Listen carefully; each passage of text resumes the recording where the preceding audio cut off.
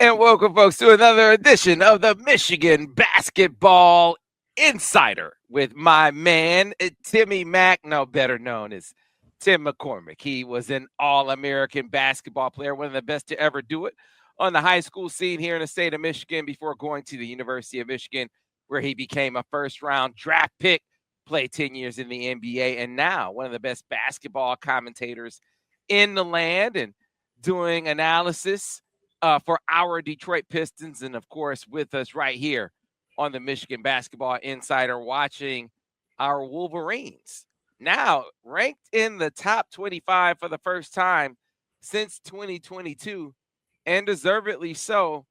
And on the heels, though, of dropping a nail-biter to John Calipari's Arkansas Razorbacks. You heard that right. John Calipari's Arkansas Razorbacks. Timmy Mack, how you doing? I'm great. This is a fun time of year. I hope you and your family have a fantastic holiday planned. It is the season of giving, and darn it, why do we have to give the ball to the other team so much? It's driving me crazy. Sam, the Arkansas game was both thrilling and exhilarating and frustrating, and I got angry a little bit. The first half showed tremendous growth, showed what they're capable of. To shoot 61% against an athletic and long team, to be able to have your defense doing a good job against some guys that are future NBA players. And then all of a sudden, it was like a switch was flipped. You're up 15, then all of a sudden you're down 18. And the thing that made me angry is that when your team is struggling, the other team's got momentum. Somebody has to make a play.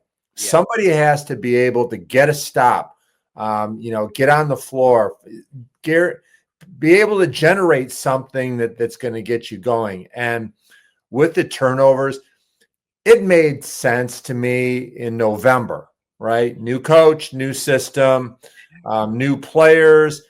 You could make the argument that we're going a little bit faster. It's a little bit more aggressive than I'm used to. All of that stuff worked in November. It's not working anymore. And I talked to a former teammate of mine today, and we were discussing the turnovers because we when we were little kids playing bitty basketball, you probably went through it too. The coaches said, you come to a jump stop and you throw a two-hand chest pass, and you throw to the outside hand and you're strong with the ball, and your teammates, they're going to come and meet the ball. And that stuff all worked back 25 years ago. But today, these same players, they weren't in practice working on fundamentals. They were at an AAU tournament playing 7 games in a weekend, and nobody even mentioned fundamentals. I'm not even sure some of the players in today's game know what the word means. But overall, I love this team. I think they're really fun to watch. Dusty May, A+ hire. I like his wording. I like his body language. I like the way the players like him. The future is really good with him as the coach. But man, Sam, I want to win that game because that's a win that's going to hold up really good as the season goes on. The SEC is loaded, and Arkansas has some really good players. Yeah, I just hate losing to John Calipari. I was like, I feel like you let him get away with one. When you get up that many points, you're supposed to win it. The turnovers, though, are part of who they are. It doesn't have to be, though. It doesn't have to be. Part of their DNA. I feel like we're going to get to talking about Danny Wolfe. Between Danny Wolfe and Trey Donaldson, there are moments in games where your guys have to step up and seize control. So you say, someone needs to make a play. You hit some. I think there are moments in games, especially when adversity hits, because there are going to be times in games where everything is going wrong, or you can't throw it in the ocean, right? Where your guys step up and say everything's going to be all right. where you make a play or you calm things down. And I was looking for someone to do that in this game when they get down 18. Very often it's your point guard that does that. You know, your ball handler slows things down or calms things down. Or your best player. But quite often it's your floor leader that can do that. I want that to be Trey Donaldson. I think he's capable of being that. Maybe in this instance it's gonna be Danny, because I'm watching him evolve, and I feel like he has some moxie to him. I feel like I can kind of see the players starting to look at him in that way. I don't know if you can observe the guys on the team, Tim, but like he'll make a play and you can kind of see the players kind of react like, who, like there's a when players start to emerge, you can start to see other players start to have this sort of reverence, like, oh, like he's a dude, like he's a little different. And I can start to see the players on the team kind of start to react to him that way. So maybe it can be Danny. So that's why I mentioned him. But I think naturally Trey Donaldson should be a guy or the guy to step up in that way. And so far it hasn't been. And if I'm Dusty, I'm challenging him to do that. Like, I like how he bounced back against Iowa with some aggression, because he didn't score against Wisconsin. They won, but he didn't score against Wisconsin, right? So he came out against Iowa, and it's like right away, Tim, you saw how aggressive he was. He's getting downhill. He's attacking right away. I like that. I like him. I like an aggressive Trey Donaldson, but I also want to see him be aggressive with his leadership on the floor. And I thought in the second half of that game, when all the chips were down, that to me is where I want his leadership to be more evident. Like, hey, fellas, we need to calm it down. Give me the rock. I'm gonna calm us down. Or if I need to drive or I need to pull it out or whatever needs to be done, I'm gonna be the guy to be that catalyst for what needs to be done. Well said. And he's capable of it.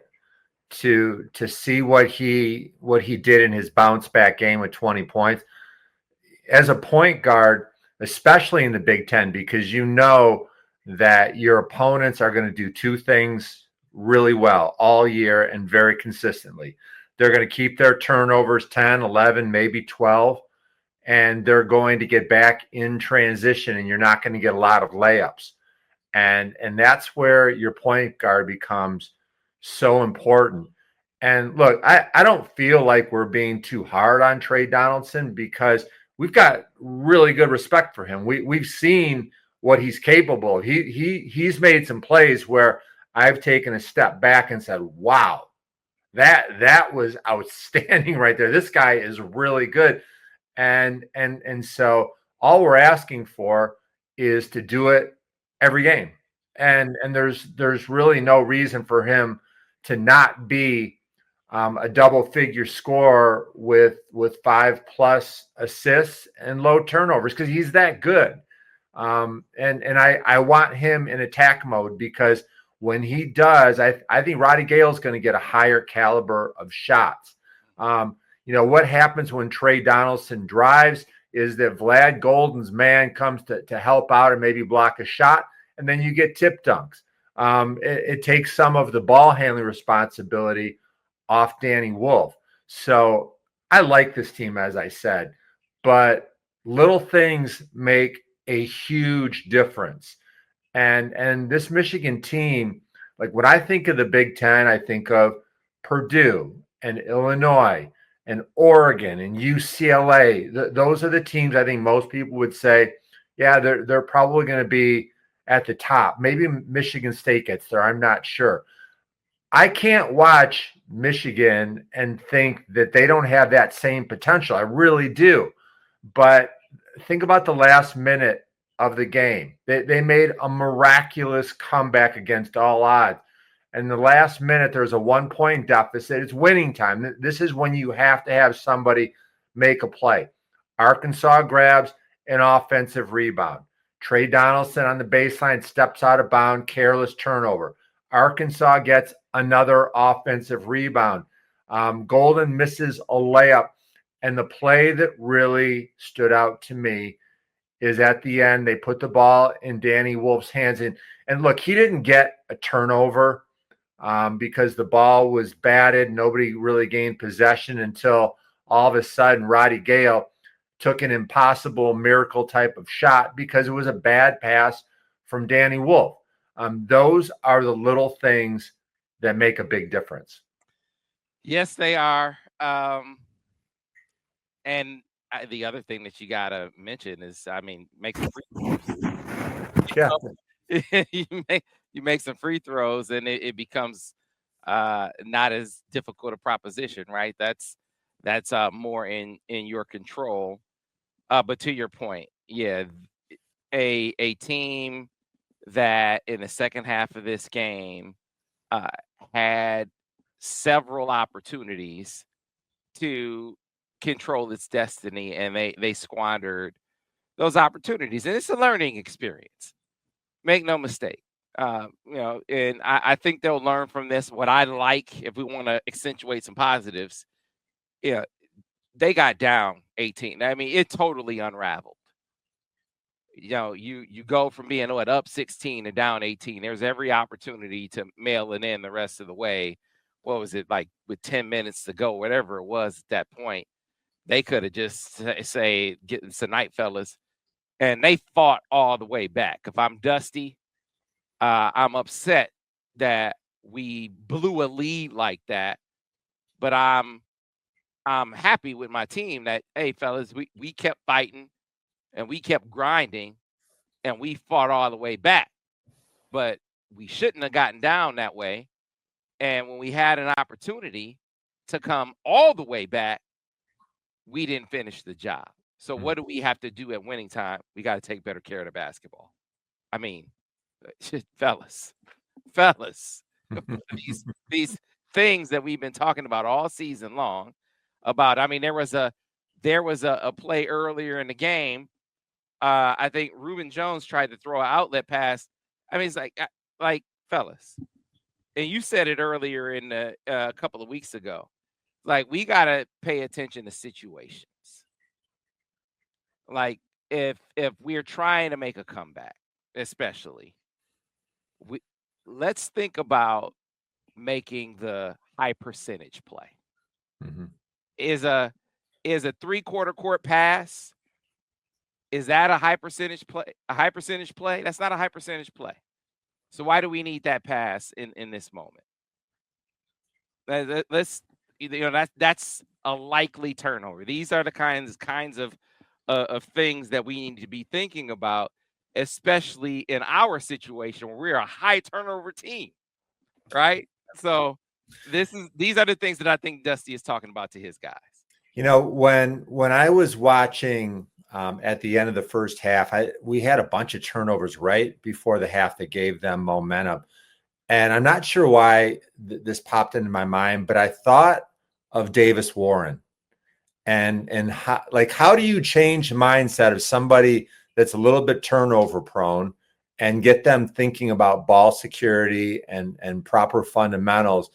And as the season went on, Davis Warren can be a role model for this basketball team, because I think he made some checkdowns a little bit quicker than he should have, but he knew from all the film that he had watched with his coaches that if we're going to win, I've got to be a high fundamental, low mistake type of quarterback. And I think that Michigan's players need to be able to do that. And you can't have your low usage guys that are getting turnovers too. Like, Danny's going to get some turnovers. We understand that because we can accept it because of all the good stuff that comes with it. But if you're a low usage player, you've got to make better decisions with the ball. And I want to follow up on, you mentioned Reuben Jones.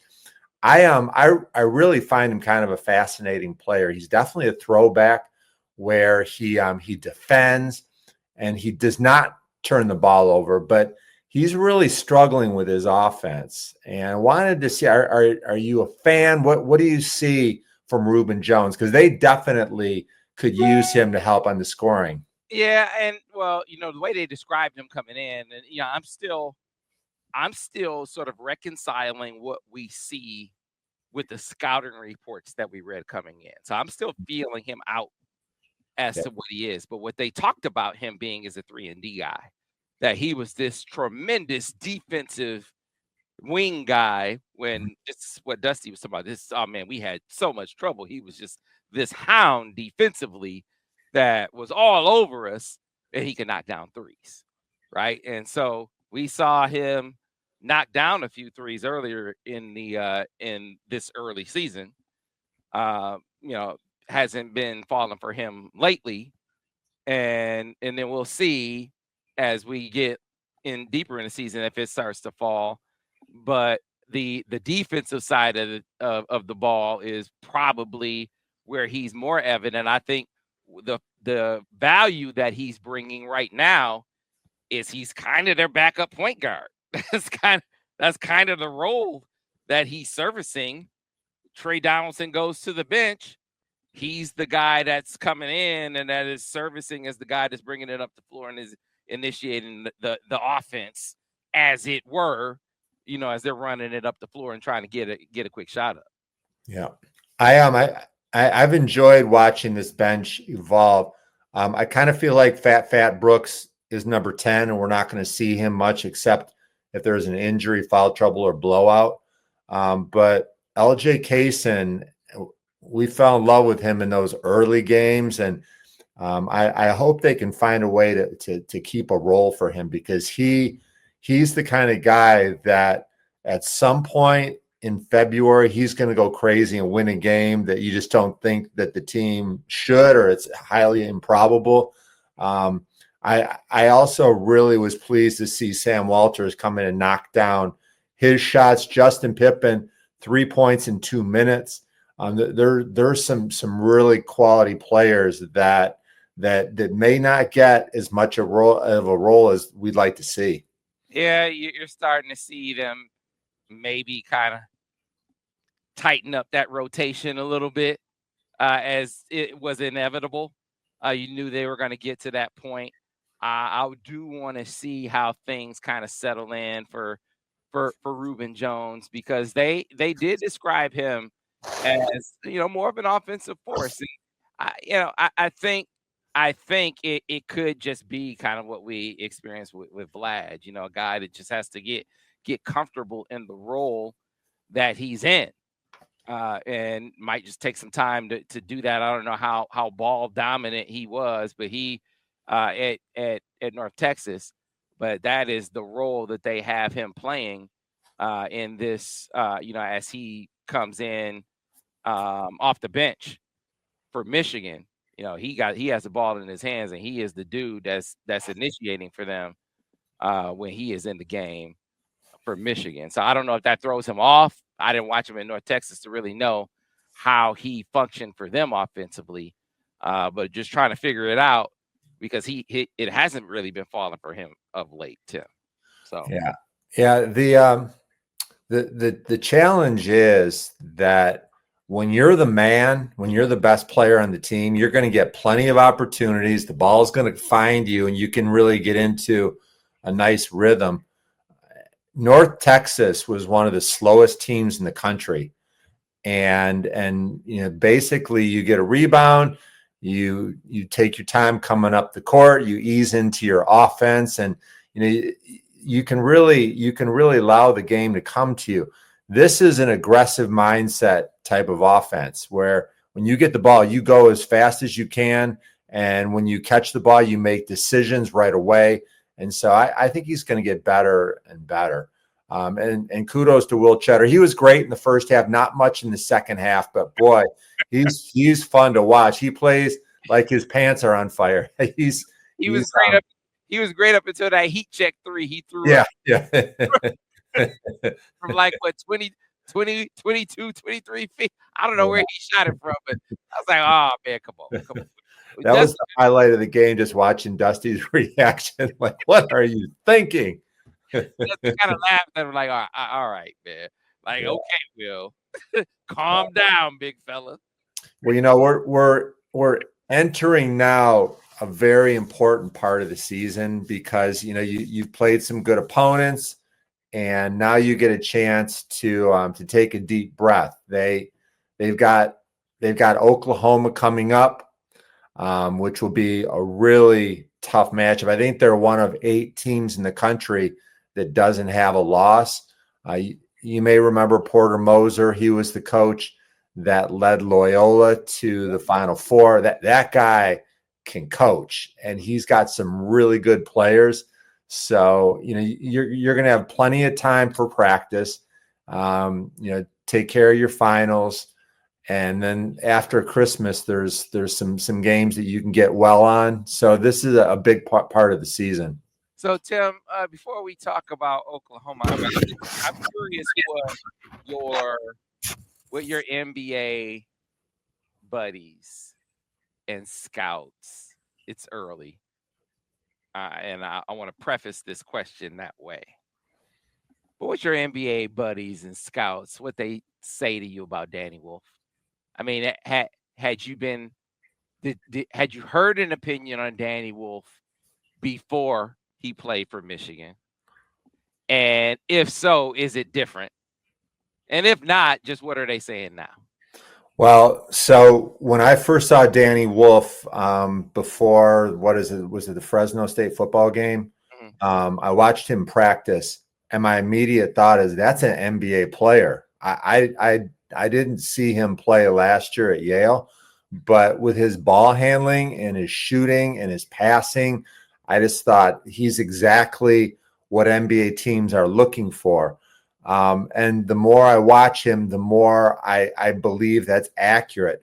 I have talked to some of my NBA scout buddies. They say the same thing, that he's a first round draft pick kind of guy.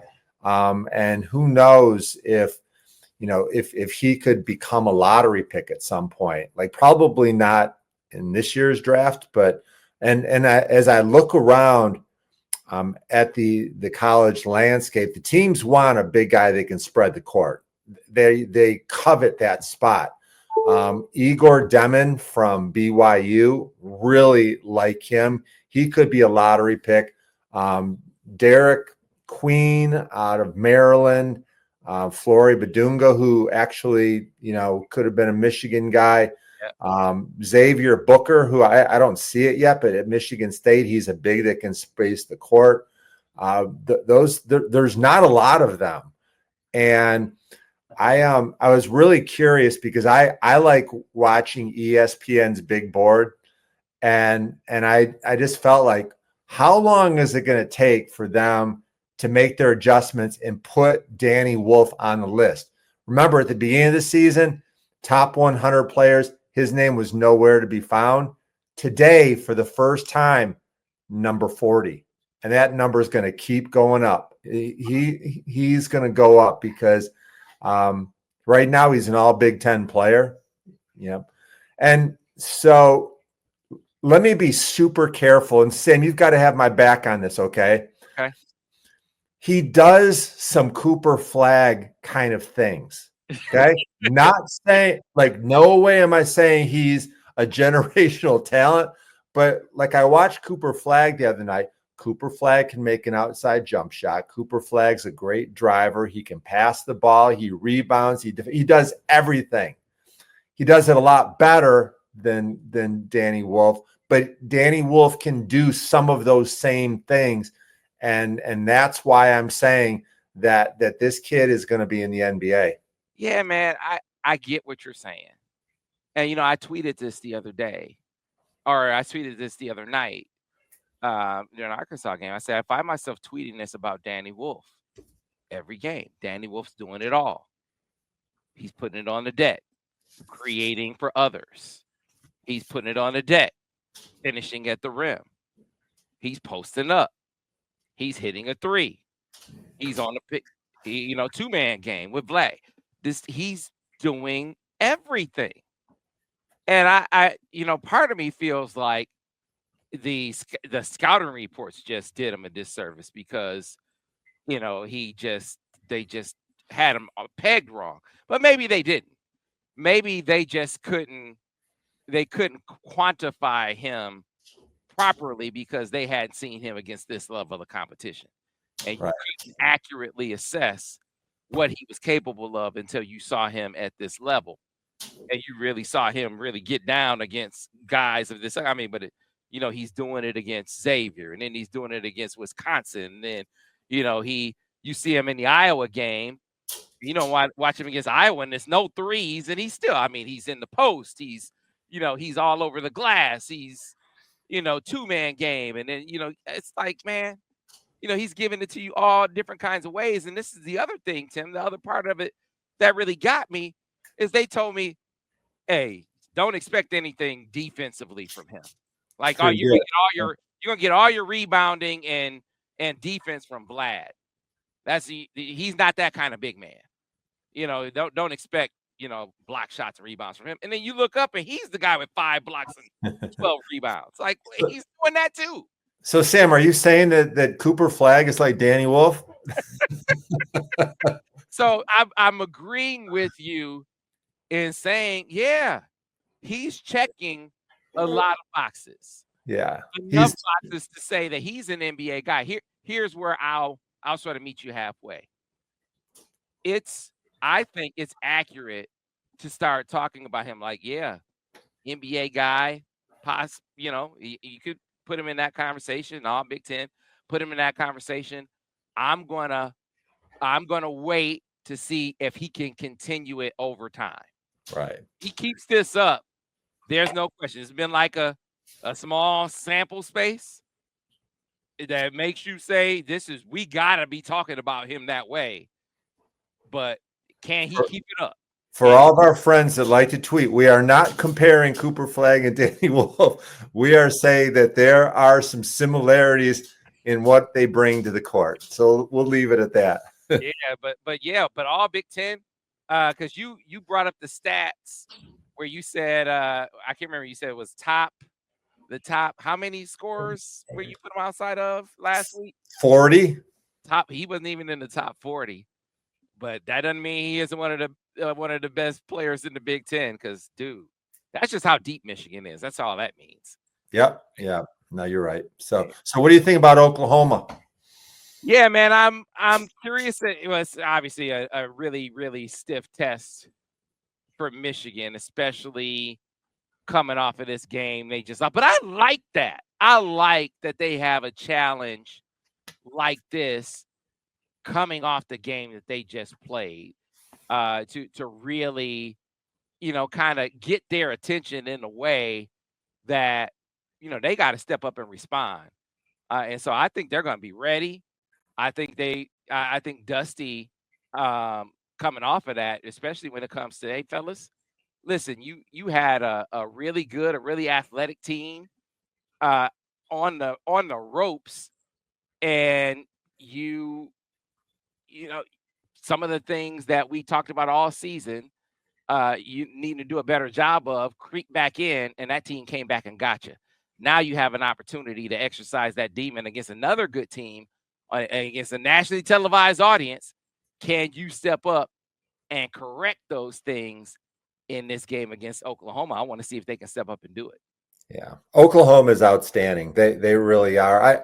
I haven't watched them much. They play on Saturday in a rivalry game against Oklahoma State. I think that'll be a really good test, and we'll learn a lot about them. They've already beaten Louisville, Georgia Tech, I think Arizona. They beat Providence, and they've got a kid that's really fun to watch. He played at Georgia Tech, Jalon Moore, about 18 points. But their best player and their best NBA prospect is their point guard. He's probably more of a combo guard, but Jeremiah Fears is one of the best freshmen in all of college basketball. And if you've watched Michigan State, Jeremy Fears is their point guard. This is his older brother. He's big. He's athletic, 17 points a game, 5 assists. He takes pretty good care of the ball. I've become really appreciative of guards that do not turn it over very much. And so this will be, you're right, it's a big stage. And then all of a sudden you get to tap the brakes a little bit after that game. I think Michigan will play really well. I think they'll beat Oklahoma, but it's the kind of battle that you're going to have to really be able to handle quickness, because Michigan seems like they're struggling a little bit against quick athletic teams. That's what Oklahoma is. Yeah, and Jalen Moore is their leading scorer at 18 points a game. They got some guys who can fill it up on that squad. And so, and not when it comes to, like you said, Michigan is going to be bigger than almost every team they play, obviously. But this team, like we saw with Arkansas, speed and quickness, how will Michigan contend with that? Have you seen Oklahoma? I have not seen them in a full game, just highlights. Yeah. Just highlights. So this will be my first opportunity to see them in a game with the number 13 team in the country. And like you said, the minute they bested every team that they faced, I think the only ranked team they played, I think, is Arizona, right? Arizona is not that good this year. They've really struggled.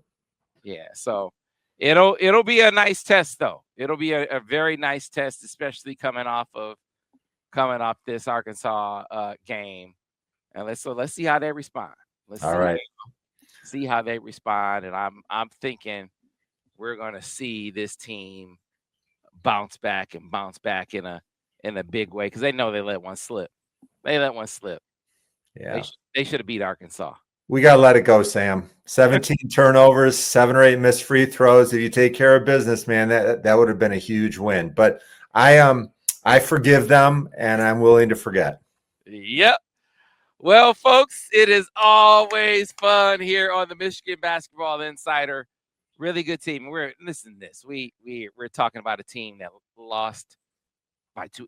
Narrow loss, and they played. This is like one of their worst games, and they lost by 2 points. Sam, how many wins does the team have now? It's 8, right? Mm-hmm. How many did they have all of last year? Yeah, right? Yeah, so be happy for small things. Right. Massively improved. A really, really good team.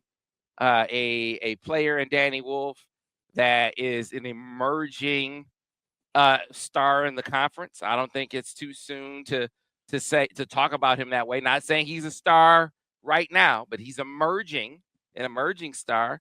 And I think that when you look at Trey Donaldson, I keep talking about Trey. I think Trey has a chance. And you hear John Beilein talk about him all the time too. Like I think Trey Donaldson has a chance to be really, really, really good.